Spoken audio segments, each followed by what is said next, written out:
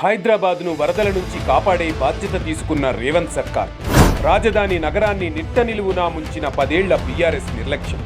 మూసీ నదిని కనీసం పట్టించుకుని ఆనాటి బీఆర్ఎస్ ప్రభుత్వం అధికారంలోకి రాగానే హైదరాబాద్ ముంపు సమస్యపై దృష్టి సారించిన రేవంత్ సర్కార్ నగరాన్ని కాపాడేందుకు మూసీ పునర్జీవ ప్రాజెక్టు చేపట్టిన తెలంగాణ ప్రభుత్వం జల ప్రవాహానికి అడ్డంకులు తొలగించడంతో పాటు సుందరీకరణ పనులకు ప్రాధాన్యం. పలు దేశాల్లో పర్యటించి అత్యుత్తమ విధానాల ద్వారా మూసీ పునర్జీవ ప్రాజెక్టుకు శ్రీకారం. ఇప్పటికే కేంద్ర ప్రభుత్వానికి సమగ్ర ప్రణాళిక సమర్పించిన రేవంత్ ప్రభుత్వం ఇటీవలే మూసీ పునర్జీవన ప్రాజెక్టు కోసం 4100 కోట్లు మంజూరు చేసిన ఏడీబీ వివిధ దశల్లో పనులు ప్రారంభించేందుకు కార్యాచరణ మొదలుపెట్టిన రేవంత్ సర్కార్ మూసీ పునర్జీవ ప్రాజెక్టు పూర్తయితే హైదరాబాద్కు పూర్తిగా తొలగనున్న ముంపు సమస్య